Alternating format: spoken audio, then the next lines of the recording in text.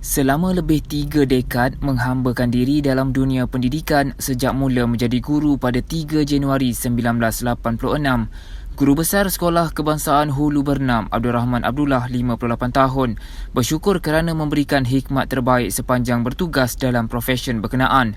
Hikmatnya selama 35 tahun yang bermula sebagai seorang guru biasa hinggalah menjawat pelbagai jawatan termasuk tertinggi sebagai guru besar dalam bidang pendidikan itu berakhir pada Rabu. Menurutnya 35 tahun berhikmat dalam dunia pendidikan itu disifatkan sebagai amal jariah untuk bekalan akhirat. Katanya dia berkhidmat di 5 sekolah di Selangor iaitu Sekolah Jenis Kebangsaan Cina Liat Chun Jeram, SK Gedangsa, SK Tun Abdul Razak Kuala Kubu Baru, SK Gesir Tengah dan SK Hulu Bernam. Selama 35 tahun ni banyak kenangan manis. Saya sangat berbanggalah menjadi seorang guru. Saya telah berkhidmat untuk 5 sekolah. Antaranya saya nak sebutlah di hari terakhir saya ni, SJKC Liat Chun Jeram selama 2 tahun. Kemudian saya berpindah ke SK Gedangsa selama 25 tahun. Di sana saya jadi guru biasa dan juga penolong kanan pentadbiran.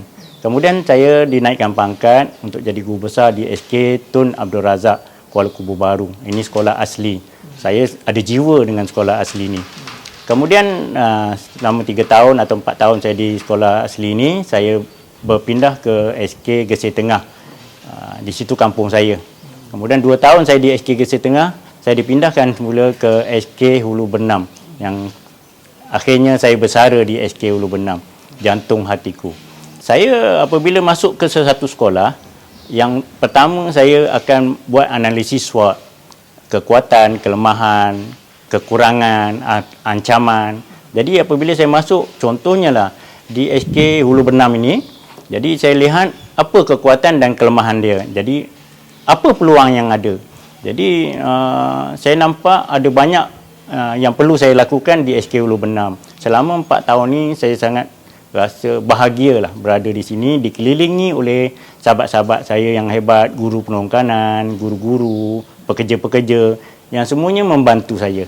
Jadi ada 97 projek yang saya buat untuk naik taraf supaya pendidikan anak-anak ni lebih kondusif. Utama saya ialah kepada anak-anak, keperluan dan juga yang mana keinginan. Jadi saya utamakan keperluan.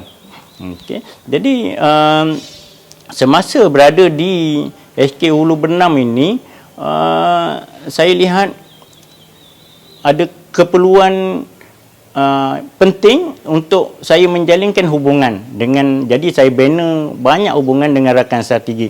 Ada lebih kurang 14. Antaranya yang sangat saya jaga dan saya harap akan berterusanlah hubungan strategi ini, iaitu Datuk Syed Husin Al-Junaid, Yang Berhormat Datuk Hajah Rosni Adun Hulu Bernam, PPD Hulu Selangor, Instone, UPSI, kemudian Dr. Mazlan bin Ismail, seorang doktor perubatan tapi banyak membantu sekolah, MRSM, Kolej Awang Hak Saleh UPSI, alumni UPSI.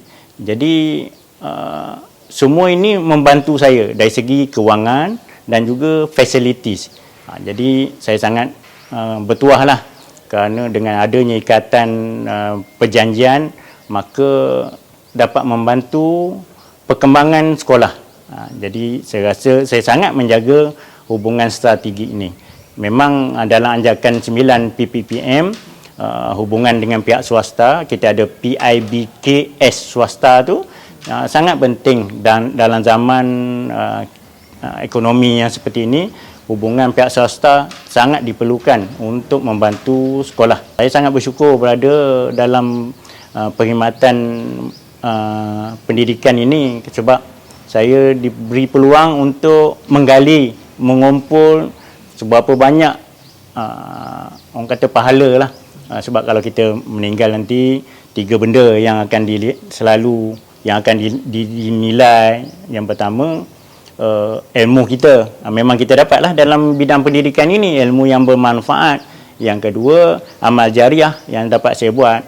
Kemudian yang ketiga, itu hubungan kita dengan ibu bapa kita, anak yang soleh.